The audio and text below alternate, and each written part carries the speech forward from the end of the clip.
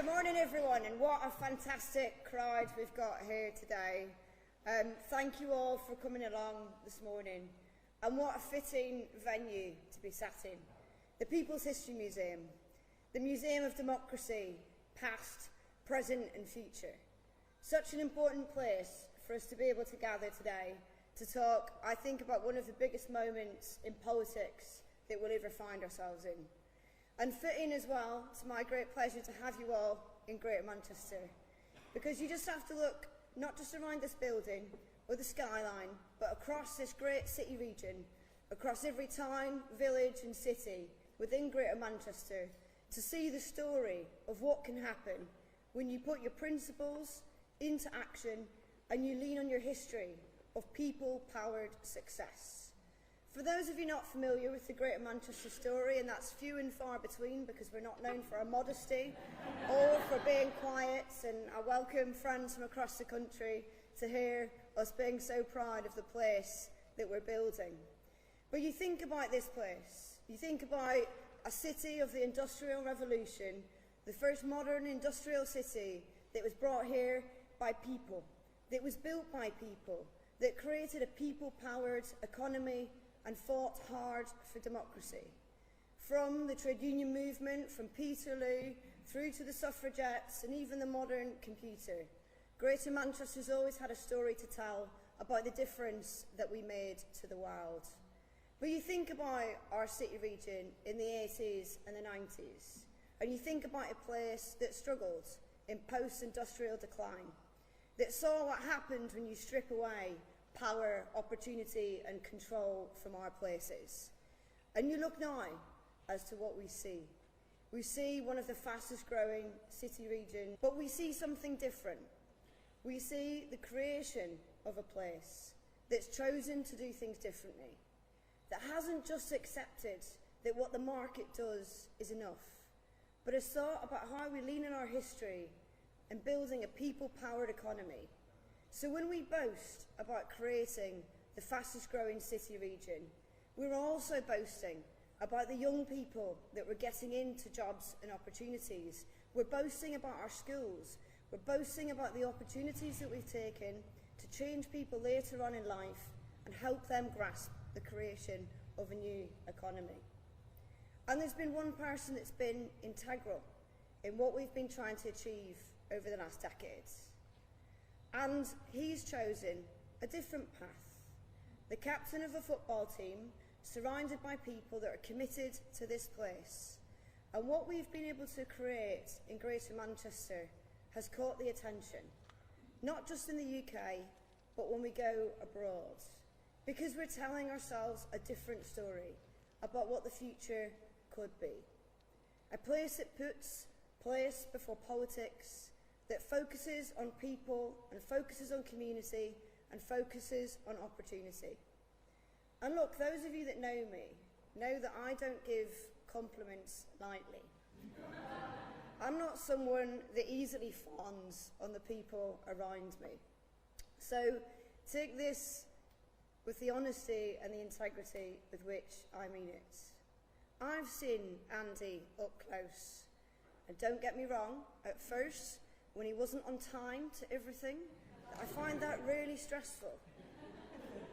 But what I realised in doing that is that I was working with a man who would give the same amount of respect and attention to a global CEO that we were negotiating a multi-million-pound deal for our city region as he would give the woman on the streets that stops him to talk and ask questions on the way.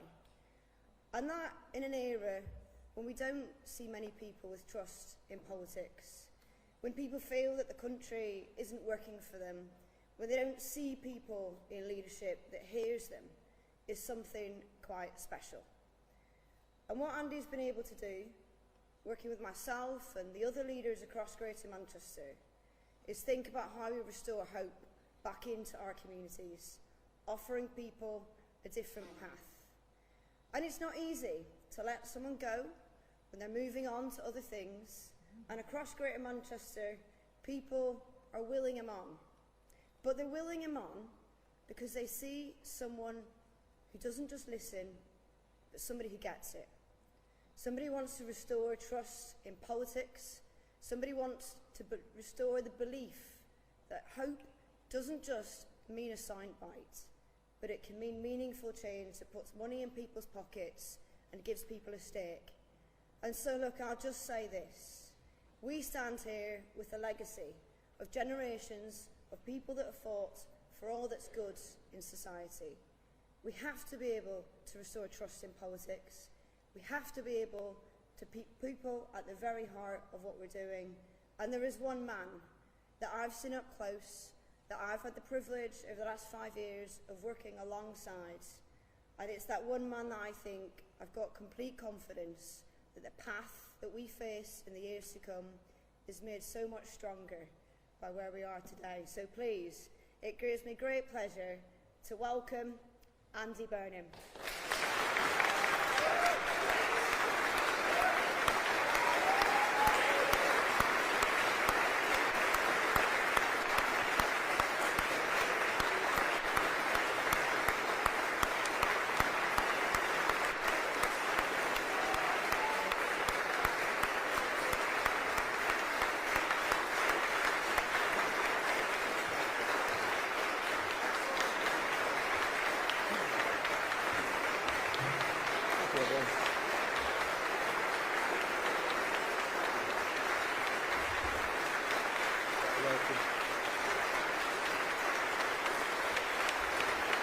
Thanks so much, everybody.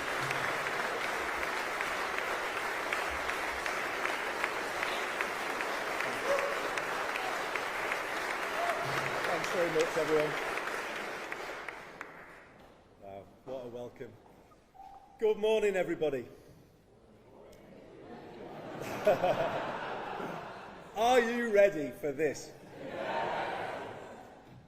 I'm sounding like I used to sound when I used to DJ across this great city, and I'm probably doing that because I'm missing it so much. I'm missing all of you. I am missing all of you, missing this place, the people.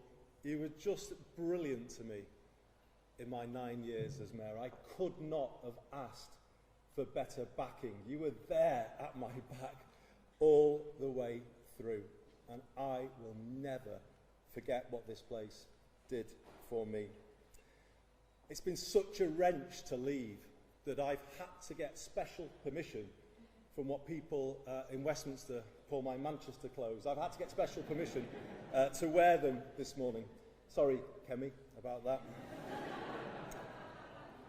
However, I have bowed to public pressure on one front. I have bought some new running shorts.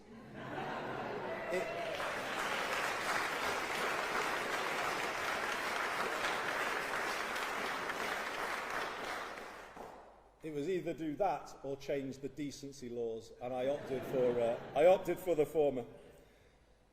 But I can't tell you how glad it makes me that we meet at this big moment in one of my favourite places on earth, the People's History Museum. It holds real significance for me, and it's not just because one of my old coats is in a glass case upstairs. And can you believe it, comes off second best alongside Michael Foot's infamous donkey jacket. It's because these galleries tell the story of our country better than anywhere else. How through time it has not been run in the interests of the many. And how ordinary people have fought to change that status quo and make it fairer. Today, we must take inspiration from that history and get ready to repeat it. The time has come to build the broadest possible coalition of people to lift Britain back up to where we all want it to be. What hope can we have that it will be different this time? That's the question I would be asking if I was a voter right now. It's the one I want to answer as clearly as I can today, and in doing so, give the new direction the country is looking for. After 10 years of political turbulence since Brexit, and 20 years of falling living standards since the 2008 financial crash, Westminster hasn't been working for people, and it hasn't been working for a very long time. In fact, it is broken. And as a result, the country isn't where it should be. It is stuck in a rut, and clearly we can't go on like this. My generation of politicians, including me, must take responsibility. We haven't been good enough. But instead of being honest about that, the parties have continued with politics as usual, finger-pointing, point-scoring. Now, that might matter less in a world where people's lives are getting better, but when they are not, it is dangerous and destructive of what remains of public trust in politics. We can't like the one we have just had. We need a new determination to raise living standards of every single person in this land. And we must accept that, to do that, to fix the economy and the country, we need to change politics, and we need to do it now.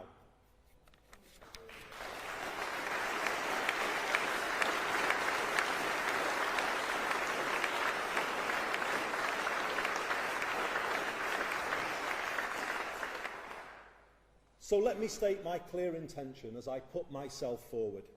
True to the motto of this city, I am going to do things differently. I am going to break with the more of the same approach that has got us here. I am going to give Britain the circuit breaker it needs. By building a more collaborative politics in Westminster, by taking power out of the centre and putting it in the hands of the people and places who can use it best. And in so doing, creating a new sense of agency, possibility and hope flowing around the country. We will make politics work for you and the place where you live. I know it can be done because we have done it here. When I started as mayor in 2017, we set about building a new approach, a new politics based on the exact opposite of the Westminster approach. Place first, not party first. Problem solving, not point scoring. Long term, not short term. A decade on, it's incredible how much we've been able to achieve by working together instead of fighting against one another. The Greater Manchester Way is based on strong partnership between all sectors, public, private, community, voluntary, academic, faith, and our trade unions. We ask everyone to face the same way and then pull in that same direction together. Let me give you an example. When we realised the last Conservative government had done something significant by introducing 45-day work placements for young people linked to T-levels, we set ourselves the mission of finding one for every young person who wanted one. Over the course of last year, we rang round our businesses in the city region and with the help of hundreds of companies delivered our goal of 1,000 extra work placements. That's 1,000 extra young lives changed every year, and it shows what a place can do when it works as one. For Britain to get back where it should be, those same principles need to be applied now to how we run the country, pull in the same direction, move forward together. But let's not kid ourselves, this is not as easy as it sounds. Westminster and Whitehall are set up for conflict, and they require radical change if the country is to get back on track. I left Westminster a decade ago with the Mayor of the Liverpool City region, Steve Rotherham, because we could see it simply wasn't working for the northwest of England and the people here, and indeed other parts of Britain, the same thing. The Parliament I returned to on Monday is full of good people, many of them here in the audience today, members of Parliament who've joined us. And they are working hard every day, trying to do the right thing for the places that they represent. But it's hard, it's too hard for them to make change. Why? Because power is not in the hands of those places that they represent, but held by an insufficiently accountable, outsourced state. We are one of the most over-centralised countries in the world. And worse, that over-centralised heart of the country is not pulling in the same way, but in different directions. That is the reality of Westminster now, both within our parties and between them, and between the departments of Whitehall. I'll be honest, I was worried about what I found on my return last week. It is a more fragmented, disjointed place than the one I left. And frankly, unhappier. I will work hard to change that culture, leading from the front and showing how things can be different. Letting MPs be authentic representatives and not using the whip system to create fear or close down debate. Involving more people in the work of the government and drawing on the breadth and depth of talent and expertise our party has to offer. While the political direction I set is not up for negotiation, I will build an inclusive team at the very highest level so that all parts of the party and the country can see themselves reflected and represented in it. And may I say, I will not announce those decisions on appointments. Certainly not today, and indeed not until the end of this process. So until then, feel free to discount the wild speculation in circulation. Message for the back of the room there. Good morning, Mr. Mason.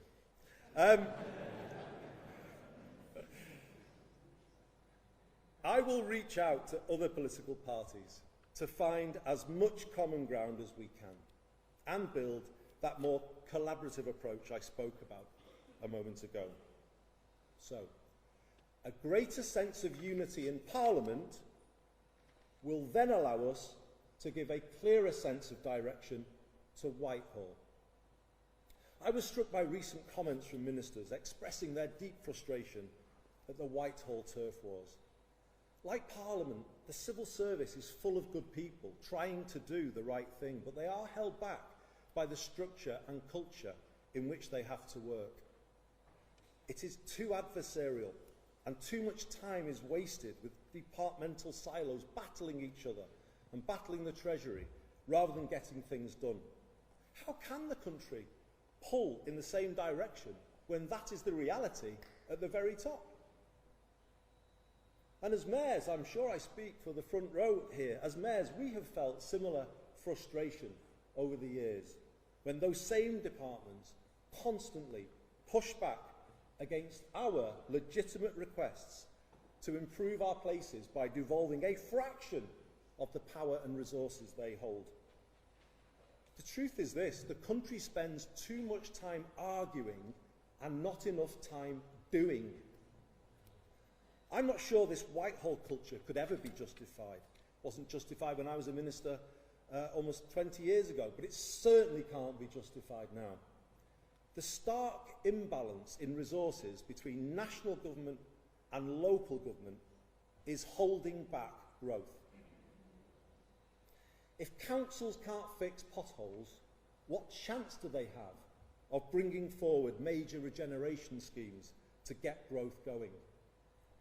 While national government has got bigger, particularly since the pandemic, local government is threadbare and without the resources to fulfil even statutory responsibilities. This is not just bad for councils in the areas they serve, it is bad for everywhere. It is bad for London and the South East. The whole country suffers when the regions and nations are not meeting their potential, and Londoners are left with an overheated economy and an overcrowded housing market. It is actually bad for national government too, because we will never get the growth up to the level Britain needs unless every single postcode in the land is set up to contribute to it. This country hasn't thought in that way before, but with the Makerfield test at the heart of decision making, it will do from now on. To make it happen, we will bring about the biggest rebalancing of power our country has seen. It is time for Whitehall to accept that growth cannot be ordered from the top down. Instead, it can only be nurtured from the bottom up. It comes from having the power at ground level to make a real difference. from a clear shared vision that everyone can understand and investors can back.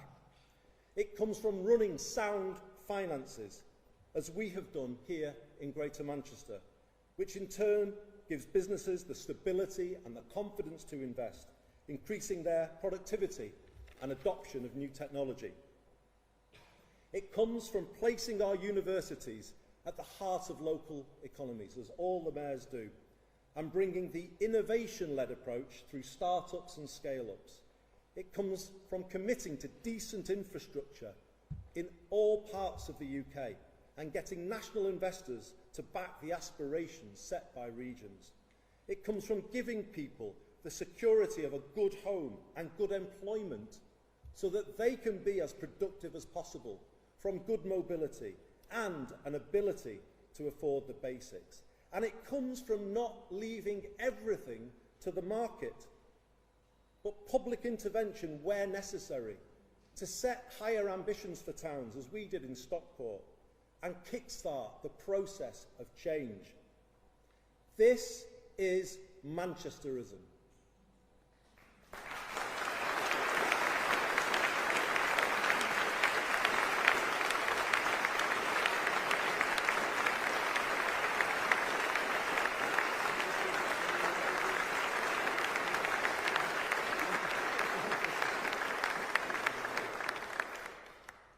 I even saw the Mayor of Liverpool clapping at that.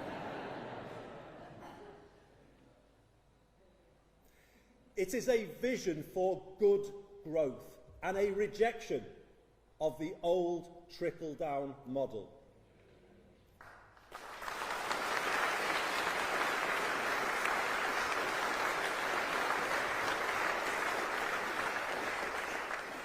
And like the ideas this museum celebrates, which grew here and changed the country, so all parts of the UK should now be given the chance to develop their own version of the same, focusing on the things that matter most to them. Good growth in every British postcode. What a sea change that would be in the way UK government thinks about our own country. Places no longer forgotten or written off, as they have been in the past, but supported to make the best of their assets, seeing the positives in all places. And there are positives in all places, in all postcodes across this United Kingdom. Let's always remember that.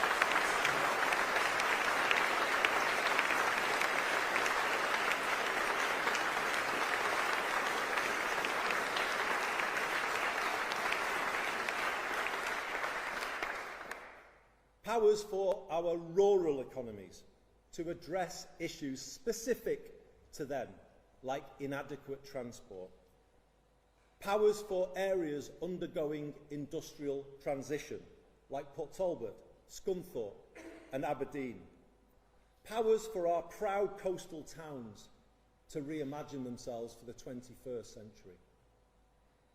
And yes, more powers for London too, over education and housing, so that London can do more for itself and remain the world's greatest capital city. And you heard that here from Manchester.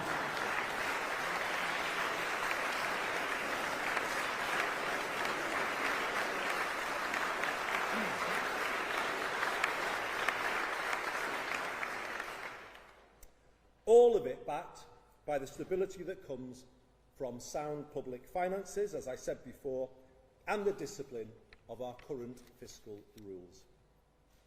I hope people can begin to feel, hopefully you can, some of the excitement that comes with the change that I'm setting out today. It promises a new era of possibility for Britain, possibility in places that haven't felt it for a very long time. And I know, because I heard that from people on doorsteps in the by-election. But let's give them that feeling, that ability to hope, to aspire to better. The change will be the biggest change in our lifetimes to the way the country is run, and it is consistent with the 2024 manifesto. We will create a more streamlined state with a clearer purpose, to power up all parts of the country and put a laser-like focus on growth and regeneration, good growth. The change will be driven through the Prime Minister's office in an extended operation based here in Manchester.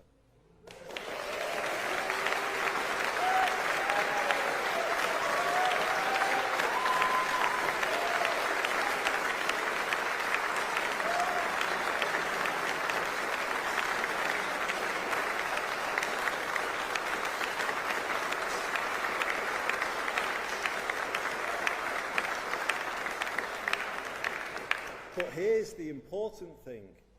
It will only be based here. The job of Number 10 North will be to make power flow into the Midlands, into the southwest, into the east of England, and yes, into London, as I said before, as much as into the northeast, Yorkshire and the Humber, and here in the northwest.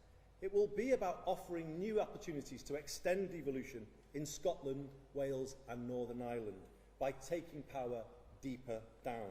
The people of Dundee and Bangor feel just as distant from Holyrood and the Senedd as they do from Westminster.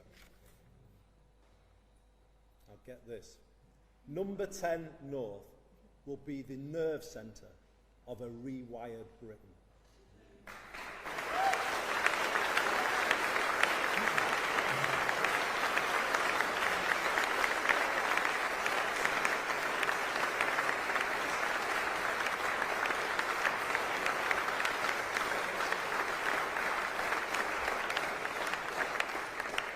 It will be the conduit through which we redistribute power and resources across the UK. It will coordinate all parts of government at national and local level to agree a long-term economic strategy and help all places set new growth ambitions. It will be given a mission to strive for equivalent living conditions in all parts of Britain, borrowing from the German Basic Law. It will make place-based collaboration the new operating principle for UK PLC, requiring all government departments and agencies to support strategic and local authorities with staffing and resources. And let me say this very directly.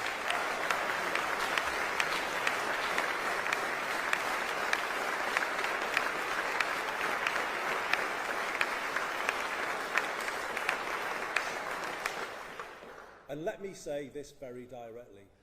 The days of Whitehall fighting the devolution power into the regions and nations are over, for good.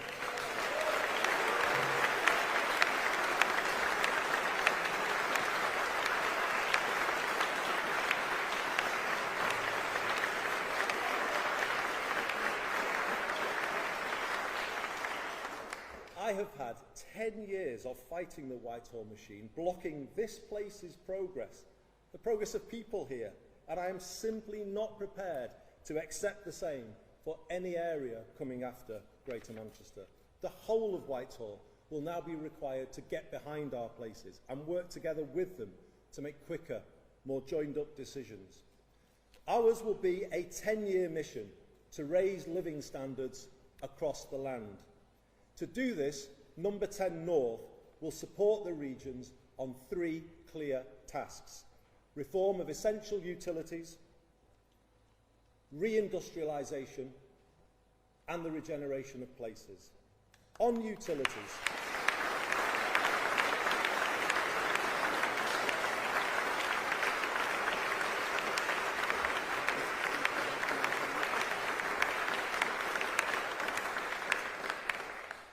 utilities, we will ensure all parts of the UK are able to take greater public control of essential services like water, housing, energy and transport, learning from the model that has transformed our bus networks here in Greater Manchester.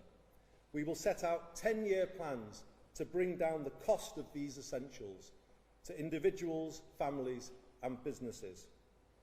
On reindustrialisation, we will support every region to set clear and credible industrial ambitions and provide the support to achieve them, encouraging more cross-UK partnership between places with complementary industrial clusters, as Cambridge and Manchester have done on life sciences. We will consolidate public and private investment at a place-based level and help all areas establish good growth funds, as we have done here in Greater Manchester. We are such an inventive country, and going forward we can be the world's leading innovation nation. This is the key to higher growth, and I want more world-beating British manufacturers and service providers at the frontier of new technology and exporting to the world. I will back our scientists, technologists, entrepreneurs and creatives, as I have done here, and show how Britain will be the innovation nation of the next decade.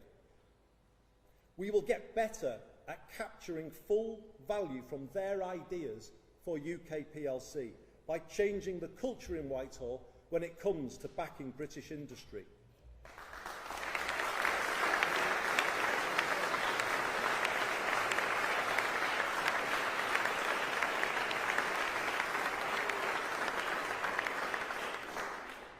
For too long, UK public procurement policy has been based on chasing cut-price deals around the world, rather than helping our own British-based suppliers become more stable and competitive. No more.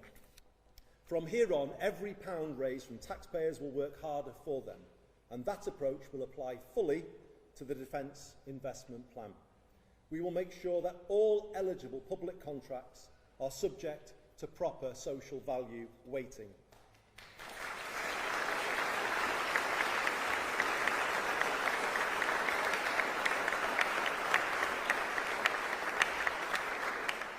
And we will do that to make sure British-based companies are in a better position to win those contracts. This change is essential given the need to build our own resilience in places across the country in an increasingly uncertain world. We need to safeguard sovereign manufacturing and production capability across the country in critical sectors like steel, defence, energy, food and farming, rather than just being prepared to let it go, as we have sadly done in the past. In return,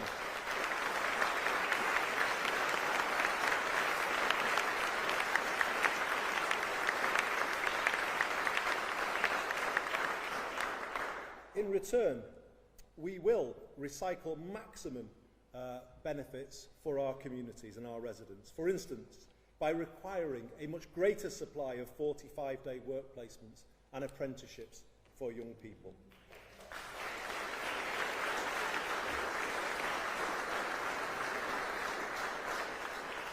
I take very seriously the findings of the recent report by Alan Milburn.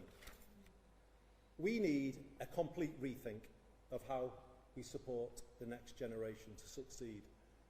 And it has to start with the education system. The days of a school system configured entirely around the university route will be brought to an end. University is great for those who want it, but when are we going to focus on the life chances of those kids who want something different? When? The country hasn't done that for a long, long time. People have argued over many years for an education system based on parity between academic and technical, and that is what we will build, giving every young person growing up here a clear path into a re-industrialised Britain. Where young people need mental health support, it should be provided as part of in-work support. And we will answer the call from the mayors, and particularly the Mayor of the North East, for devolution of employment support and changing the way we support and sustain people employment, working much more through our community and voluntary sector at a grassroots level, working with organisations people trust to help them, rather than going to places that the mayors can make. And in doing that, we will reduce the welfare bill in a way that is fair and lasting and helps people move forward. Another way to do that is by repairing the public housing stock. Britain has lost almost 1.5 million council homes since the 1980s, and around the same number of people are now on housing waiting lists and have been there for a very long time. As a result, the country is in a housing trap. We are forced to chase rents in the private rented sector through the benefits system. When governments try to control these costs by freezing local housing allowance, it makes families homeless and places unfunded pressures on councils when they have to pay for temporary accommodation. Britain's housing crisis is having a ruinous impact on its public finances. So, working with local areas, Number 10 North will oversee the biggest council house building programme since the post-war period.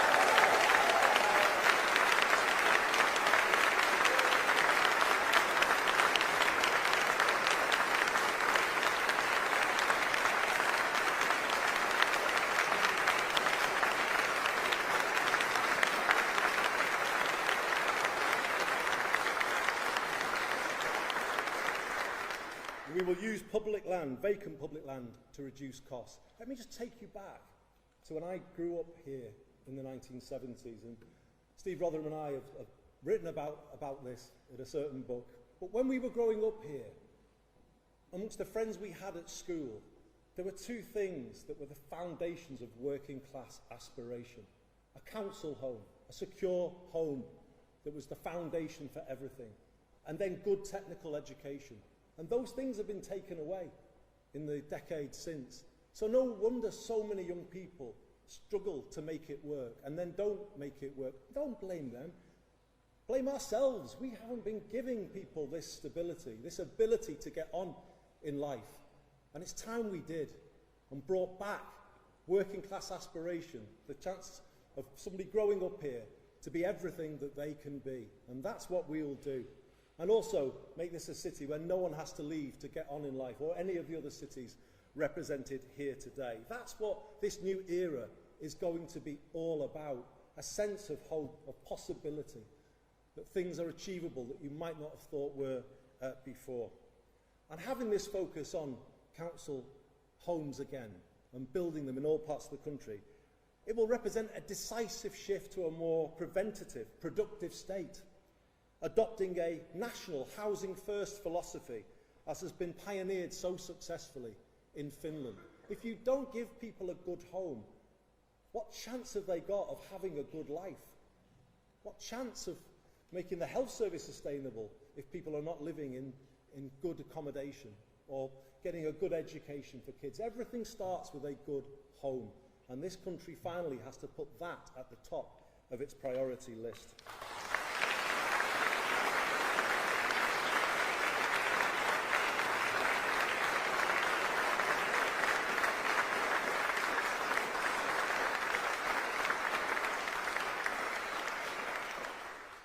Through this new approach, we will bring higher density residential development to our towns, and Number 10 North will be able to support all places to turn around those towns, their high streets and the local centres, increasing footfall on the high street and protecting more green spaces from development.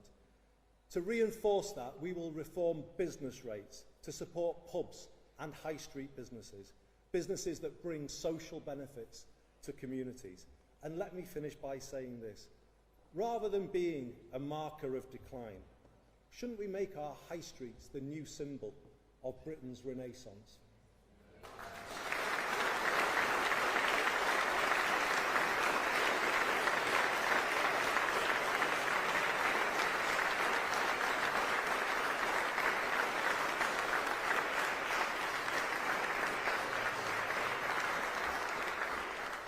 Ours is a 10-year mission to raise people's living standards. I know people can't wait forever for change. I heard on doorsteps in Makerfield how people need a bit extra now to help with rising costs. I will do my very best to deliver it, and whilst not taking risks with the public finances, will seek to give Britain some breathing space as soon as I can. People need to be able to look forward to a night out or a holiday with the kids. People need hope. This brings me back to where I started and the stories told in this building of how ordinary people, right back to Peterloo 200 years ago here, changed a British state not built with them in mind. Our modern challenge is exactly the same. An economy which, from the mid-1980s onwards, has not been built with them in mind, and instead has handed more to those who already have most and left people overpaying for the basics. If people in 1844 could form the cooperative movement in Rochdale to lower the price of food, then why can't we act now with similar courage to make life better? Imagine what things could be like if we succeed. Imagine what it would feel like to live in a country wired to work for ordinary people rather than against them. Imagine if all local areas could build homes people can afford to the point where they could guarantee one for everyone. Imagine if we could bring down the cost of energy for people and businesses and the good things that would come from that. Imagine good growth in every postcode and hope in every heart.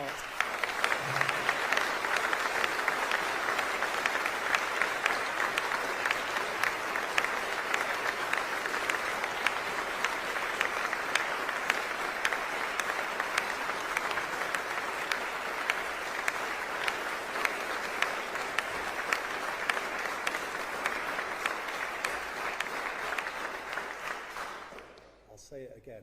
Imagine good growth in every postcode and hope in every heart. Well, imagine no more. Let's make it happen.